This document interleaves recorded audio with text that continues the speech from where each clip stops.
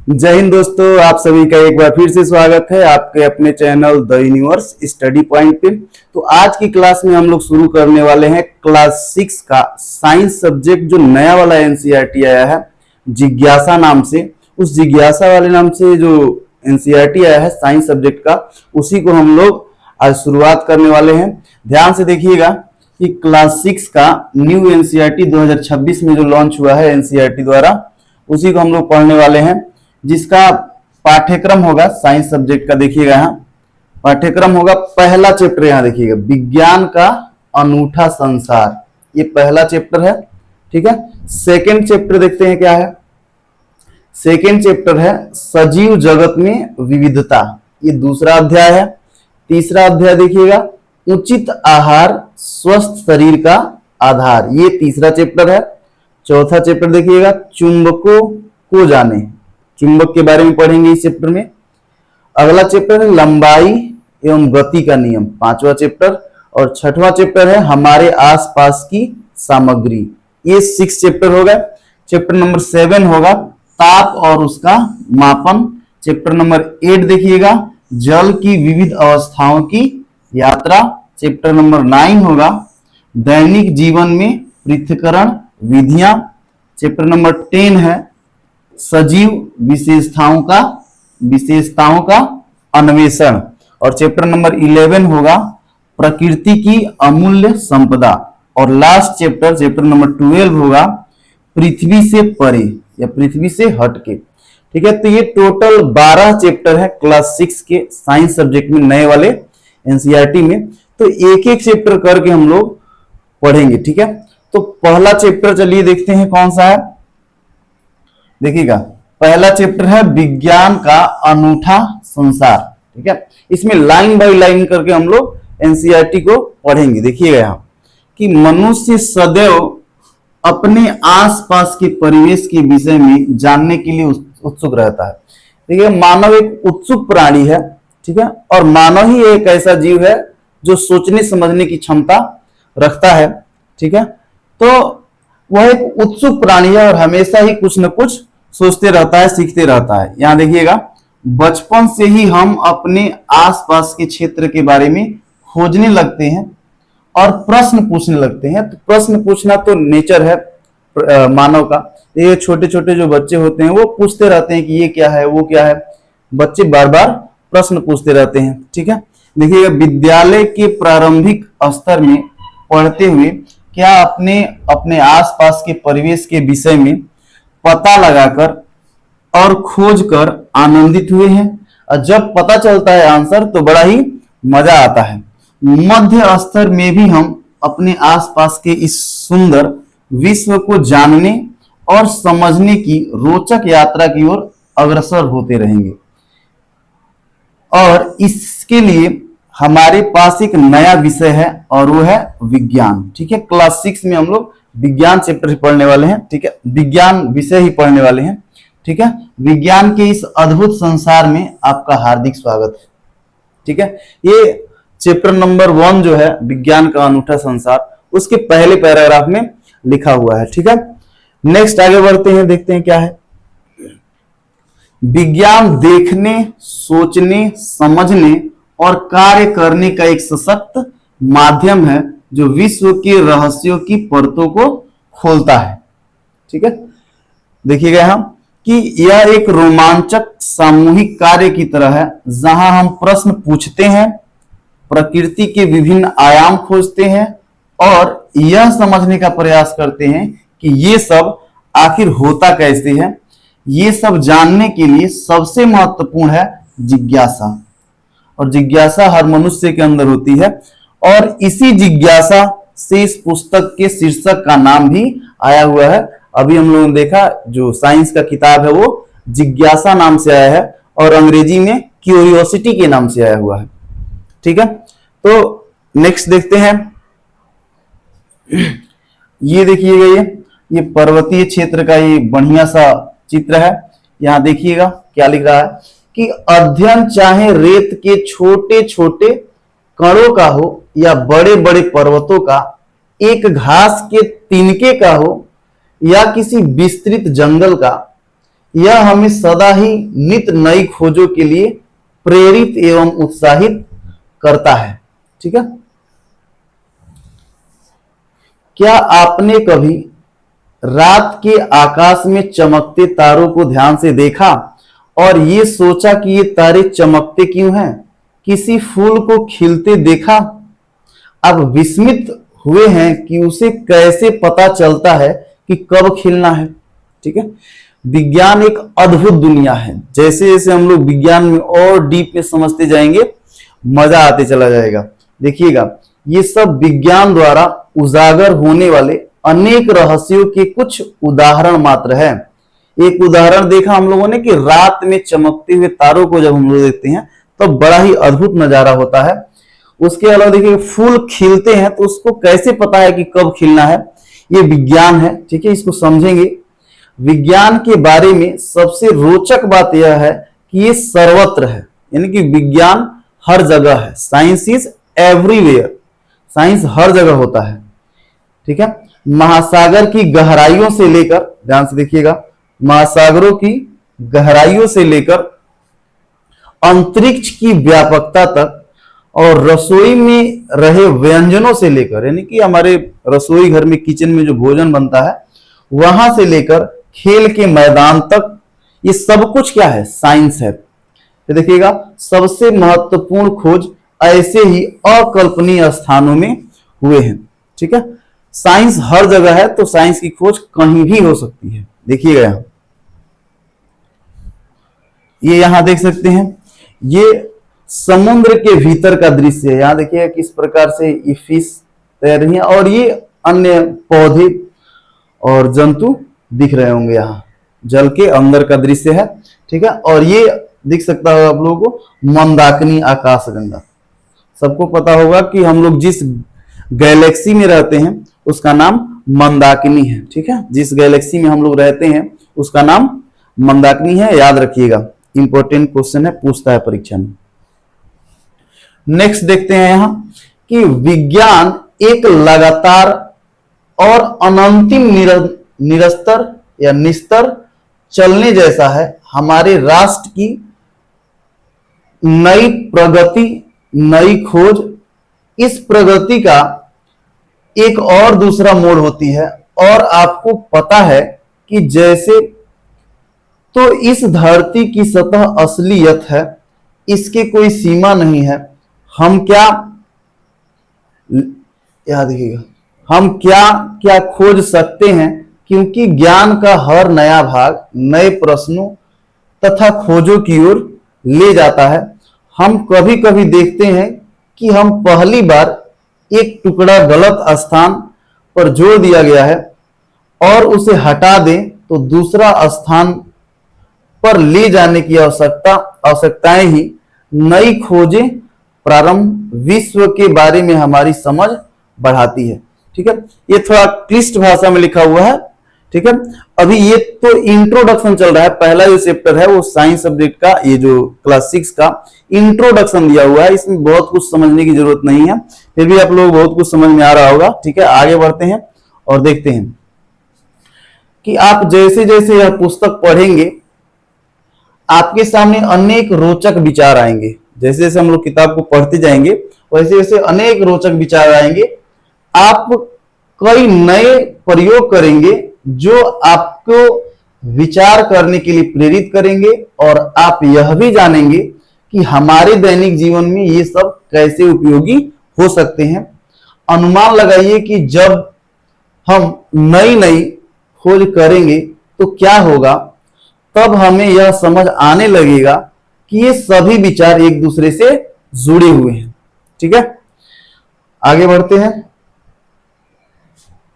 आइए इस यात्रा को आरंभ करते हैं अपनी पृथ्वी से। पृथ्वी एकमात्र ऐसा ग्रह है जिस पर जीवन संभव है।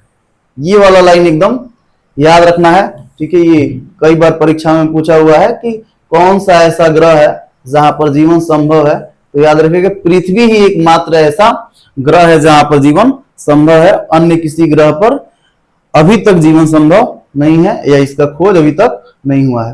पृथ्वी पर पर्यावरण भी है जिसकी रक्षा करना अति आवश्यक है।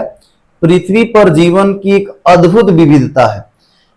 पौधे और जीव जो इस ग्रह के विभिन्न क्षेत्रों में जीवित रहने और फलने फूलने में सफल हो सके हैं, अपने किसी टीवी शो एवं पौधों में और किसी हल्लो या कैटरपिलर जिसे बोलते हैं को एक सुंदर तितली में परिवर्तित होते देखा होगा तथा ऐसे अनेक अवलोकन किए होंगे। इन पौधों और जीवों का विकास किस प्रकार से होता है ये सब हम लोग साइंस में पढ़ेंगे एकदम डिटेल में। अभी तो ये इंट्रोडक्शन वाला चैप्टर है। यहाँ देखिएगा ये इल्ली जी या जिसे कैटरपिलर के नाम से जानते हैं, ठीक है। इल्ली पत्तों को खाकर बड़ी होती है, ठीक है। यहाँ देखिए ये जो पौधा है, पौधे मिट्टी से पोषक तत्व लेकर बढ़ते हैं, ठीक है। जितने भी पौधे हैं वो मिट्टी से ही पोषक तत्व या न्यूट्रिएंट्स लेकर बड़े होते हैं या विकसित होते हैं। और यहाँ देखिएगा ये गाय और बछड़ा, इस प्रकार से बछड़ा गाय का दूध पीकर बड़ा होता है, ठीक है। तो जीवन के विभिन्न चरण और पोषण के स्रोत यही जीवन का विकास है। देखिएगा इधर ये फिगर थोड़ा ध्यान से देखिएगा। वास्तव में हमारे शरीर की वृद्धि या विकास के लिए हमें भोजन की आवश्यकता होती है। ये भी बड़ा ही इंपॉर्टेंट लाइन है कि हमारे शरीर में वृद्धि और विकास के लिए भोजन की आवश्यकता होती है। विभिन्न रूप से भारत जैसे विशाल और विविध देश में भोजन अत्यंत महत्वपूर्ण है। यहाँ देखिएगा भारत के अलग अलग क्षेत्रों में अलग अलग प्रकार का भोजन होता है या पकवान होते हैं। यहाँ देखिए ये सब कैसे बनते हैं इसके बारे में पता लगाते हैं। तो नीचे दिए गए भोजन देखिए और सोचिए यह किससे बने हैं। यहाँ देखिएगा ये प्याज वाला चीला, ये एक व्यंजन है, पकवान है, भोजन है, जो भी कह सकते हैं। ये पुदीना की चटनी है यहाँ देखिएगा। और यहाँ देखिए पानी पूरी जो कि आप सभी का फेवरेट है। यहाँ देखिएगा पानी पूरी। इडली डोसा ये किससे बना है? खिचड़ी की थाली है, यहाँ देखिएगा किससे ये खिचड़ी बना होता है, ठीक है। यहाँ देखिएगा कि हम इन स्वादिष्ट पकवानों को बनाने के लिए किन किन वस्तुओं या सामग्री का उपयोग करते हैं। क्या आप इनकी सूची बना सकते हैं? आप लोग तो आसानी से बना सकते हैं। घर में जो भी व्यंजन बनते हैं, जो भी पकवान बनता है, उसमें कौन कौन सी सामग्री डाली जाती है उसका एक लिस्ट बना सकते हैं आप लोग, ठीक है। चलिए आगे बढ़ते हैं। हमें जीवित रहने के लिए भोजन के साथ, यहाँ देखिएगा, हमें जीवित रहने के लिए भोजन के साथ साथ जल की भी आवश्यकता होती है। देखिए पहला जरूरी चीज जीवित रहने के लिए वो है भोजन ग्रहण करना। दूसरा चीज है जल, ठीक है। भोजन ग्रहण करने के बाद जल एक ऐसा फैक्टर है जो भोजन को पचाने में मदद करता है। तो जल भी एक आवश्यक घटक है जीवित रहने के लिए। जल एक अत्यंत आनंददायक पदार्थ है। क्या आप कभी बारिश में दौड़े, भागे और कूदे हैं? क्या आपने कभी सोचा है कि बारिश क्यों और कैसे होती है? तो थोड़ा सा वेट करिए, अभी हम लोग नेक्स्ट वही पढ़ने वाले हैं कि बारिश कैसे होती है, ठीक है। क्या आपने ध्यान दिया है कि जल ठंडा करने पर बर्फ बन जाता है और गर्म करने पर उबलने लगता है? ध्यान देखिएगा, अगर जल है नॉर्मल टेम्परेचर पे वो लिक्विड फॉर्म में रहता है और जैसे उसका टेम्परेचर धीरे धीरे कम करते हैं तो वो सॉलिड में बदल जाता है, ठीक है, या बर्फ जम जाता है। और जैसे ही टेम्परेचर बढ़ाते हैं तो जल वाष्प के रूप में बदल के उड़ जाता है, ठीक है। यहां देखिएगा, क्या आपको भी गर्मी में ठंडा जल पीने और सर्दियों में गर्म जल से नहाने में आनंद आता है? सबको ही पता है जैसे ही ठंडी आएगी लोग गर्म पानी करके नहाना शुरू कर देते हैं, आनंद आता है उसमें, ठीक है। फिर देखिएगा हम गर्म और ठंडे को कैसे महसूस करते हैं, कैसे समझते हैं उसको कि, ठीक है, ठंडा कैसे है और गर्म कैसे है। चाहे वह जल हो या ज्वर से तपते हमारे शरीर का तापमान हो, ठीक है। यहां समझिएगा, चाहे वह जल हो या ज्वर से तपते हमारे शरीर का तापमान। ज्वर का मतलब अगर किसी को बुखार लग गया है तो बॉडी का टेम्परेचर थोड़ा सा बढ़ जाता है। यानी देखिए कोई वस्तु कितनी गर्म है यह ज्ञात करना बहुत ही महत्वपूर्ण है। यहाँ थोड़ा ध्यान समझिएगा। ठंडा करने पर बर्फ, यानी कि जल को ठंडा करने पर यह बर्फ में बदल जाता है। अभी हम लोगों ने सीखा कि जल को जैसे जैसे ठंडा करेंगे वो बर्फ के रूप में बदल जाता है, और गर्म करने पर उबलना, और जैसे ही जल को हम लोग गर्म करेंगे तो क्या होने लगेगा, उबलने लगेगा, और जो जल है वो वाष्प के रूप में बदलने लगता है। ठीक है, गर्मी में ठंडा जल, ठीक है, गर्मी में ठंडा जल पीने से शरीर को राहत मिलती है। अभी मौसम चल रहा है गर्मी का और सभी लोग पसंद करते हैं ठंडा पानी पीना। ठीक है, आनंद आता है। यहाँ देखिए सर्दियों में गर्म जल, और अभी 3-4 महीने के बाद दिसंबर, जनवरी, फरवरी में आप लोग सर्दी के मौसम में गर्म जल से नहाने में आनंद होता होगा। ठीक है, फिर आगे बढ़ते हैं थोड़ा। यहाँ हम गर्म और ठंडे को कैसे महसूस करते हैं। हमारी त्वचा में विशेष प्रकार की कोशिकाएं गर्मी और ठंडी को महसूस करती हैं। ठीक है, हमारे जो कोशिका शरीर है या कोई भी जीव का शरीर है, सभी के सभी कोशिकाओं से मिलकर बने होते हैं, और विशेष प्रकार की कोशिकाएं होती हैं त्वचा में जो गर्म और ठंडे को महसूस करती हैं। यहां देखिएगा तापमान मापना महत्वपूर्ण क्यों है। यहां देखिएगा शरीर का तापमान, जल की गर्मी या मौसम का तापमान जानना जरूरी है, और तापमान को मापने के लिए एक यंत्र का उपयोग किया जाता है जिसको हम लोग थर्मामीटर कहते हैं। ठीक है, जब भी आप लोगों को ज्वर हो या बुखार हो तो डॉक्टर के पास जाते हैं तो एक ऐसा यंत्र लगा के चेक करता है जिसको हम लोग थर्मामीटर के नाम से जानते हैं। ठीक है, चलिए नेक्स्ट देखते हैं। ये देखिएगा, अब हम लोग समझने वाले हैं कि जल चक्र क्या होता है या वर्षा कैसे होती है। इसको डिटेल में एकदम समझने वाले हैं, एकदम ध्यान से सुनिएगा कि जल चक्र क्या होता है या वर्षा कैसे होती है। तो समझिएगा यहां वाष्पीकरण।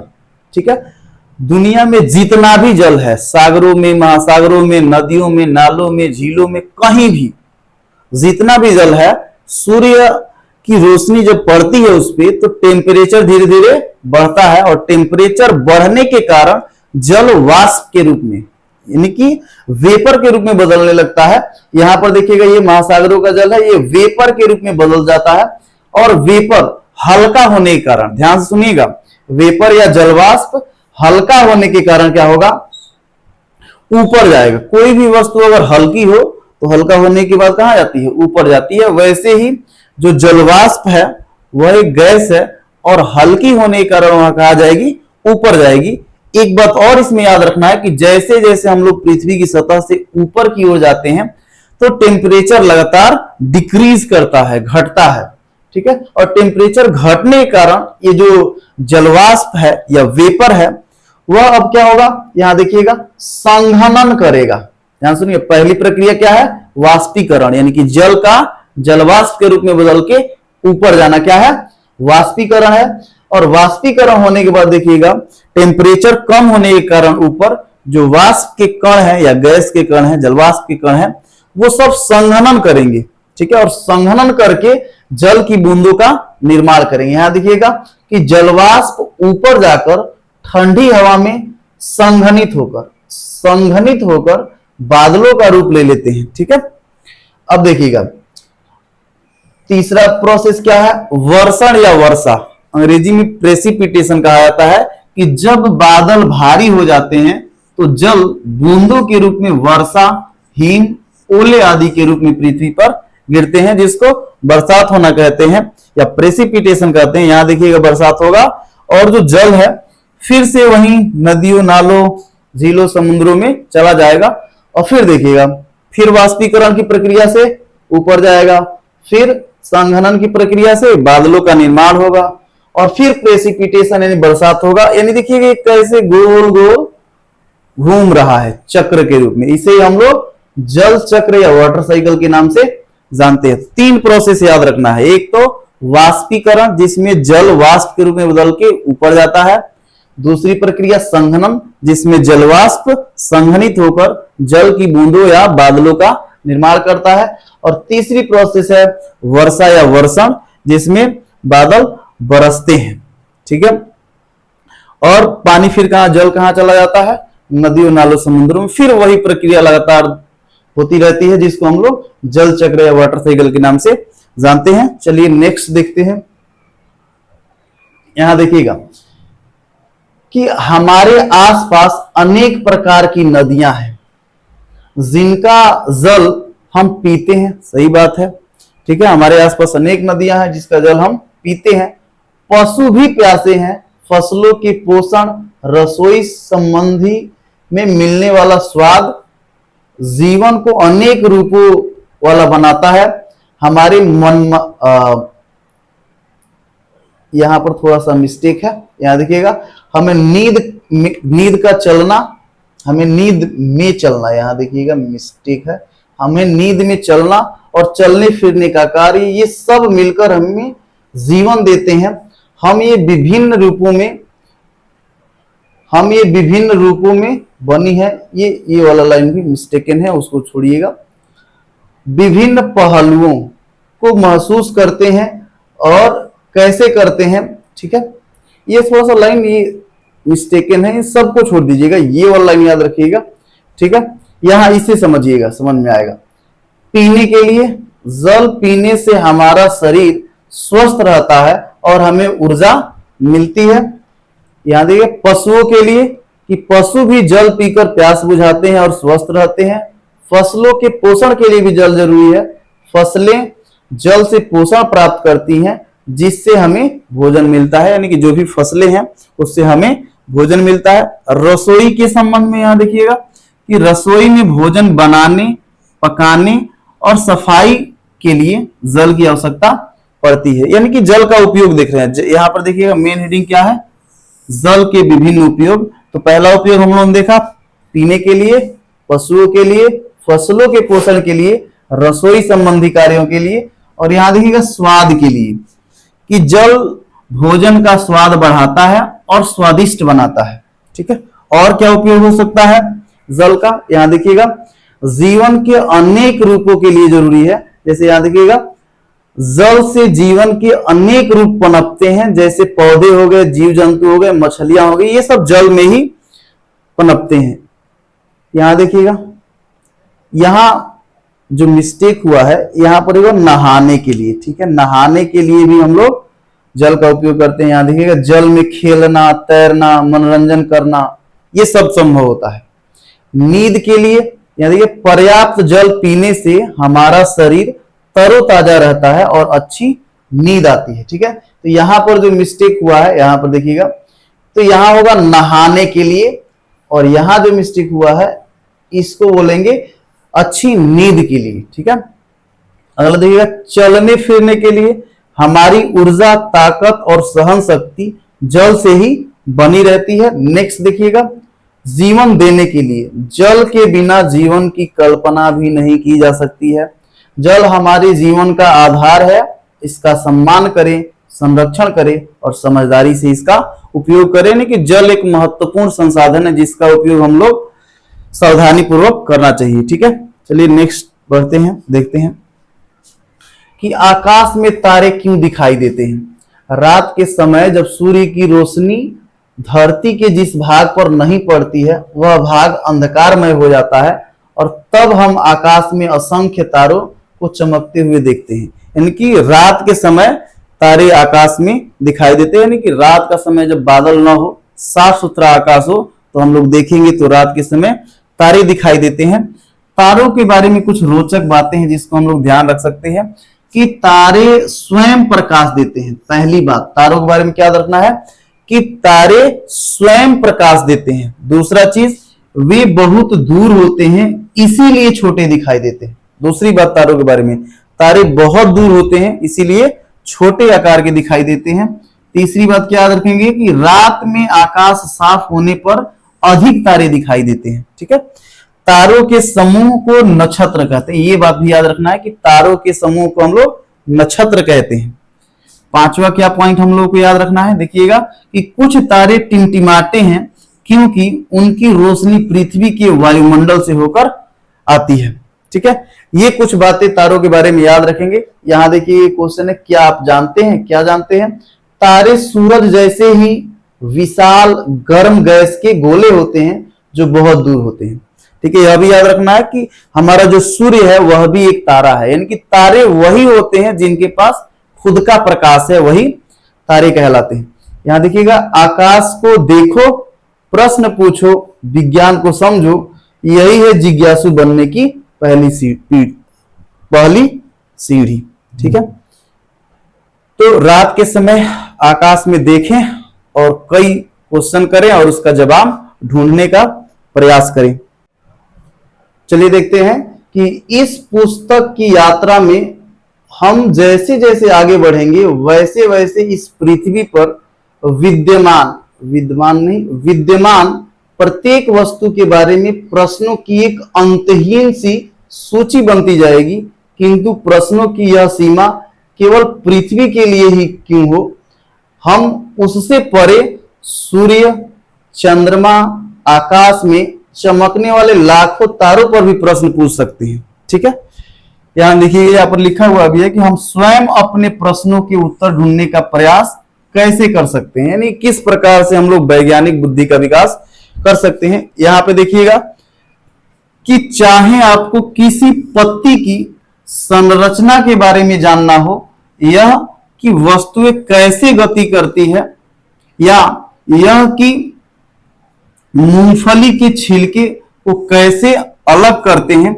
इस पुस्तक का प्रत्येक अध्याय आपको जानने की इच्छा को तो जागृत करेगा ही, संभवतः आपके मन में अनेक प्रश्नों को भी पैदा करेगा। ठीक है, ये जो लाइन है वो बड़ी ही महत्वपूर्ण है। यहां पर थोड़ा फिर से समझिएगा ध्यान से कि चाहे आपको किसी पत्ती की संरचना के बारे में जानना हो, या यह कि वस्तुएं कैसे गति करती हैं यह जानना हो, या फिर यह जानना हो कि मूंगफली के छिलके को कैसे अलग करते हैं, इस पुस्तक के प्रत्येक अध्याय आपको जानने की इच्छा को जागृत करेगा और संभवतः आपके मन में अनेक प्रश्नों को ही पैदा करेगा। ठीक है, नेक्स्ट यहां पर देखिएगा, इसी को थोड़ा सा और बेहतर तरीके से यहां फ्लो चार्ट के रूप में दिखाया गया है कि पौधे और पत्तियों की अद्भुत दुनिया, यानी कि देखिएगा ये पत्ती किस प्रकार से बीच ये कैसे स्ट्रक्चर बना हुआ है, इसके बारे में हम लोग डिटेल से पढ़ेंगे नेक्स्ट आगे ही। वस्तुओं और पदार्थों का क्या, यहाँ पदार्थ में ऐसे रहेगा, पदार्थों का रहस्य समझेंगे, गति और बल के रोमांचक तथ्य सीखेंगे आगे नेक्स्ट क्लासेज में। ठीक है, रोजमर्रा की वस्तुओं के पीछे का क्या विज्ञान है यह समझने का प्रयास करेंगे, पृथ्वी, आकाश, ब्रह्मांड के क्या रहस्य हैं उनको भी थोड़ा बहुत समझने का प्रयास जरूर करेंगे।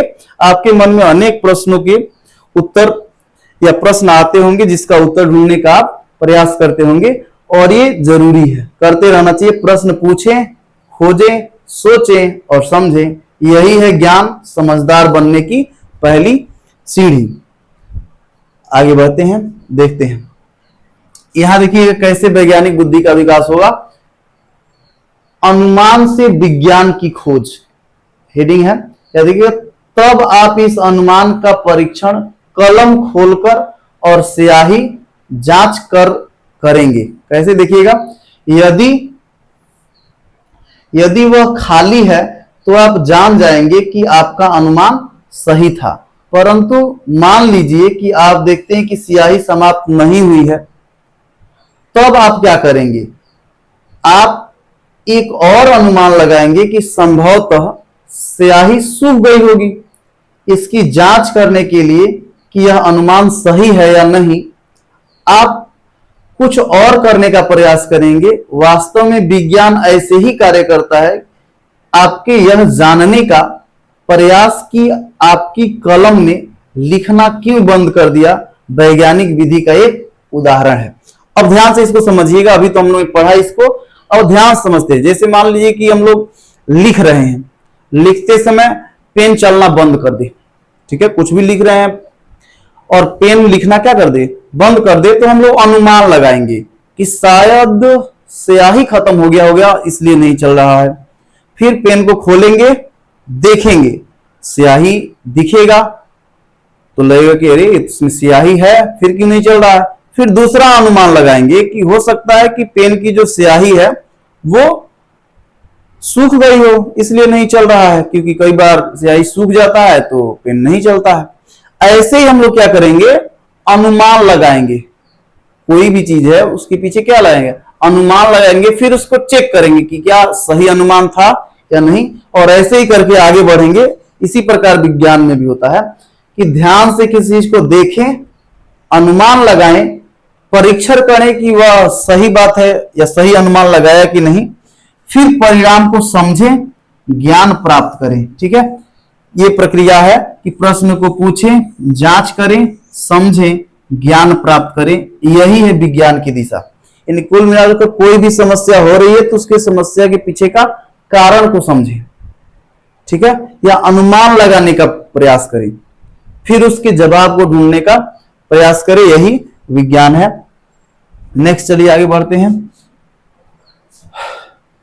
एक ऐसी कोई अन्य समस्या के बारे में लिखें जिन्हें आपने हल करने का प्रयास किया हो। जैसे करना क्या होता है, पहले समस्या को पहचाना जाता है, फिर उस पर सोचें और उसके बारे में जानकारी एकत्र करें, फिर संभावित समाधान सोचें कि क्या समाधान हो सकता है और समस्या का समाधान करने का प्रयास करें, और फिर परिणाम की जांच करें कि क्या जो परिणाम आया है वो सही है या गलत है। विज्ञान केवल तथ्यों एवं आंकड़ों को याद करना अथवा केवल प्रयोग करना नहीं है, यानी कि केवल फैक्ट्स को रटते रहना विज्ञान नहीं है। विज्ञान नए नए प्रश्नों का पालन करते हुए आगे प्रश्नों का उत्तर ढूंढने की सफलता सेधने में है।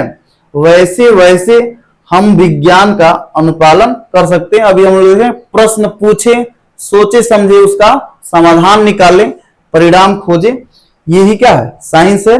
ठीक है, यहां देखिएगा लिखा हुआ है कि विज्ञान क्या है, तो विज्ञान जिज्ञासा है, अवलोकन है, प्रश्न पूछना है, प्रयोग करना है और अंतिम निष्कर्ष तक पहुंचने का सफर है। ठीक है, नेक्स्ट देखते हैं कि वैज्ञानिक सोच के लिए क्या जरूरी है। तो सबसे पहले कि जो हमें अधिक लगता है, जिसे हम समझ नहीं पाते हैं, यहां अधिक नहीं होना चाहिए, कठिन होना चाहिए। जो हमें कठिन लगता है, जिसे हम समझ नहीं पाते, हम उसका अवलोकन करते हैं, पहला चीज। दूसरा चीज कि यह हमें अन्वेषण करना है और शायद हम उसके बारे में एक प्रश्न सोचते हैं। ठीक है, प्रश्न सोचते हैं कि क्या होगा क्या नहीं। इसके बाद हम उस प्रश्न के संभावित उत्तर का अनुमान लगाते हैं और यह अनुमान हम प्रयोगों और अधिक अवलोकनों द्वारा सत्यापन करते हैं और ज्यादा प्रयास करते हैं। यहां देखिएगा, इसके बाद हम परिणामों का विश्लेषण करने का प्रयास यह देखने के लिए करते हैं कि क्या इसके वास्तव में हमारे प्रश्न का उत्तर प्राप्त हुआ या नहीं। यदि हां तो हम इसे सत्य मानते हैं और यदि नहीं तो गलत होगा। ठीक है, अन्य प्रश्न सोचते हैं, फिर उस पर एनालिसिस करते हैं। ठीक है, देखिएगा नेक्स्ट आगे बढ़ते हैं कि वैज्ञानिक तरीके से सोचें और समस्याओं का हल निकालें। यहां देखिएगा, वैज्ञानिक ढंग से सोचें और समस्याओं का हल निकालें। घर पर छोले, अरहर दाल, सब्जियों को पकाने के लिए प्रेशर कुकर का उपयोग किया जाता है। यहां देखिए किचन में ये कुकर है और ये चूल्हा है, उस पर भोजन पकाया जाता है। परंतु क्या कोई भी व्यक्ति जो वैज्ञानिक विधि का पालन करता है वह वैज्ञानिक की तरह कार्य करता है? भोजन पकाने वाला व्यक्ति यह सोचकर प्रेशर कुकर का ढक्कन खोलता है कि क्या कुकर के अंदर गैस निकली, क्या कुकर में बहुत अधिक गर्मी थी। देखिएगा, कुकर के अंदर पूरा वाष्प भरा होता है। ठीक है, यहां देखिएगा क्रम से कि वैज्ञानिक तरीके की क्या प्रक्रिया है। तो पहले तो प्रश्न पूछें कि क्या कुकर के अंदर बहुत अधिक गर्मी थी, फिर परिकल्पनाएं बनाएं कि शायद कुकर के अंदर दबाव और तापमान अधिक बढ़ गया होगा, फिर जांच करें उसका कि पानी की मात्रा, आंच, सीटी, पकाने के लिए समय का निरीक्षण करें, फिर उसका विश्लेषण करें, जानकारी की तुलना करें और कारण का पता लगाएं, फिर निष्कर्ष निकालें कि यदि पानी कम था या आंच अधिक थी तो दबाव अधिक बन गया होगा, फिर सीख और उपयोग, आगे से सही मात्रा, आंच और समय का ध्यान रखें। ठीक है, आप इस प्रश्न का उत्तर खुद ढूंढेंगे, प्रयास करेंगे इसको ढूंढने। आगे देखते हैं कि विज्ञान की मदद से समस्या का समाधान। यहां देखिएगा, एक बच्चा है जो साइकिल के ट्यूब में हवा भर रहा है। क्या हवा भरने से टायर के अंदर की हवा में कोई परिवर्तन होता है? तो चलिए समझते हैं वैज्ञानिक तरीके की क्या चरण है। तो पहली चीज तो प्रश्न पूछे, कि समस्या को समझे और प्रश्न को तैयार करे, कि यानी कि क्या समस्या है। दूसरा चीज अवलोकन करें, यानी कि ध्यान से देखकर जानकारी एकत्र करें। तीसरा चीज क्या करें, परिकल्पनाएं बनाएं, यानी कि अनुमान लगाएं कि क्या हो सकता है। फिर प्रयोग करें, प्रयोग करके अपने अनुमान की जांच करें और फिर परिणाम का विश्लेषण करें, नतीजों को देखकर समझें कि क्या हुआ है और फिर निष्कर्ष निकालें, अपने निष्कर्ष को लिखें और उससे सीखें। ठीक है, तो चलिए नेक्स्ट आगे देखते हैं। ठीक है, कि विज्ञान हमारे जीवन में किस प्रकार मदद करता है। देखिएगा यहां कि गर्म भोजन को ठंडा रखना, गर्म भोजन को ठंडा रखना, हम डिब्बे या ढक्कन का उपयोग करते हैं ताकि भोजन ठंडा ना हो। ठीक है, भोजन को ढककर हमेशा रखते हैं ताकि भोजन ठंडा ना हो। यहां देखिएगा स्वच्छता बनाए रखना, यानी कि साबुन और साफ पानी से हाथ धोने से रोगों से बचाव होता है, क्योंकि हाथ में विभिन्न प्रकार के बैक्टीरिया, वायरस, फंगस यानी कि माइक्रो ऑर्गेनिज्म होते हैं जो आंख से दिखाई नहीं देते हैं, और साबुन से पानी से हाथ धोने से हाथ साफ होता है। ठीक है, वस्तुओं को सुरक्षित रखना, हम छाता, बैग आदि का उपयोग करते हैं ताकि हमारी चीजें सुरक्षित रहें। समस्याओं का समाधान, वैज्ञानिक सोच और प्रयोग द्वारा हम हर समस्या का समाधान ढूंढने का प्रयास करते रहते हैं। ठीक है, चलिए नेक्स्ट देखते हैं। यदि आपको किसी वस्तु या घटना के बारे में प्रश्न पूछना है कि वह क्यों होती है, उसके बारे में आप क्या पूछेंगे, आप अपने प्रश्नों का उत्तर किस प्रकार खोजेंगे, यह लिखने का प्रयास कीजिए। ये आप लोग लिखने का प्रयास कर सकते हैं। वैज्ञानिक खोजें अकेले मन से होती है, दुनिया भर के वैज्ञानिक प्रयोग एक दूसरे के साथ नई नई सूचनाएं साझा करते हैं। इसके बाद यदि आप स्वयं जाने परखें या अन्वेषण करें तो अपने मित्रों से विचार विमर्श करें, साथ मिलकर खोज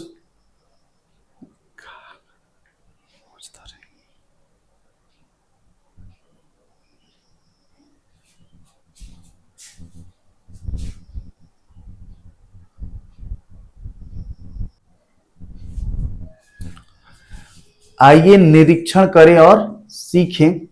दो पारदर्शी पात्र ले लेते हैं, यहां देखिएगा ये पात्र ए हो गया, ये पात्र बी हो गया, यानी कि दो पात्र ले लेते हैं, दोनों में समान मात्रा में पानी भर दें, दोनों में समान मात्रा में पानी भर दें, दोनों में अलग अलग मात्रा में कंकड़ या छोटे दाने डालें। ठीक है, यहां देखिएगा ये छोटे छोटे कंकड़ या दाने डाले गए हैं बराबर मात्रा में। आपको अपने सभी प्रश्नों के उत्तर कक्षा 6 में नहीं मिलेंगे, चिंता न करें, आप विज्ञान की यात्रा पर निकल पड़े हैं अगले 5 वर्षों के लिए या उससे भी आगे के लिए, यानी कि अभी 6 क्लास में 7, 8, 9, 10, 11, 12, फिर उसके बाद ग्रेजुएशन, पोस्ट ग्रेजुएशन, पीएचडी, ये सब यानी कि एक लंबी यात्रा है विज्ञान की। ठीक है, यहां देखिएगा कि दो पारदर्शी पात्र ले लिए, दोनों समान मात्रा में पानी भर लिए और दोनों में अलग अलग मात्रा में कंकड़ पत्थर डाल लिए। अब हम क्या देखेंगे, जिस पात्र में कम कंकड़ या दाने होंगे उसमें पानी का स्तर ऊंचा होगा और जिसमें अधिक कंकड़ दाने होंगे उस पानी का स्तर नीचे होगा। प्रयोग करके हम अपने प्रश्नों का उत्तर खोजते हैं। जिज्ञासा और अवलोकन से विज्ञान की यात्रा शुरू होती है। तो ये वाला एक्सपेरिमेंट आप लोग खुद घर पे कर सकते हैं। नेक्स्ट देखिएगा, बारिश का आनंद और विज्ञान। जिस प्रकार बच्चे बारिश का आनंद लेते हैं उसी प्रकार विज्ञान भी एक आनंदमय खोज जैसा होता है। विज्ञान की इस यात्रा का आनंद तभी ले और खोज करते रहें। ब्रह्मांड के अद्भुत रहस्यों के बारे में सोचना कभी भी बंद ना करें और प्रश्न पूछते रहें। क्या आप विज्ञान की इस रोमांचक यात्रा पर निकलने के लिए तैयार हैं? आइए इसे प्रारंभ करते हैं। यहां देखिएगा, बुद्धिमान होने के लिए आपको प्रश्न पूछने वाला बनना आवश्यक है। हर घटना के पीछे क्या कारण होता है यह जानना जरूरी है। जिज्ञासा और अवलोकन से ज्ञान बढ़ता है। हमेशा जिज्ञासु बने रहना है, प्रश्न पूछना है और खोज करना महत्वपूर्ण है। विज्ञान हमारे चारों ओर की दुनिया को समझाता है। प्रश्न पूछें, खोज करें, सीखें और आगे बढ़े, यही विज्ञान की यात्रा है। तो अभी हम लोगों ने ये कंप्लीट कर लिया है, ठीक है। तो धन्यवाद आप सभी को ये पूरा का पूरा लेक्चर देखने के लिए। और बता दें आपको कि ये जो पहला चैप्टर था, ठीक है, उसको हम लोगों ने समाप्त कर लिया है क्लास 6 का। देखिएगा, क्लास 6 का जो साइंस का नए वाले एनसीईआरटी का पहला चैप्टर था, विज्ञान का अनूठा संसार, इसको हम लोगों ने समाप्त कर लिया है। और नेक्स्ट जैसे ये चैप्टर तो इंट्रोडक्शन था, ठीक है, ये थोड़ा बहुत आप लोगों को समझ में आया होगा, ठीक है। लेकिन नेक्स्ट चैप्टर जो आएगा वहां से हम लोग पढ़ना डिटेल में एकदम शुरू करेंगे। ये तो इंट्रोडक्शन था, ठीक है। तो मिलते हैं अगली कक्षा में, तब तक के लिए हंसते रहिए, मुस्कुराते रहिए। धन्यवाद, बाय बाय।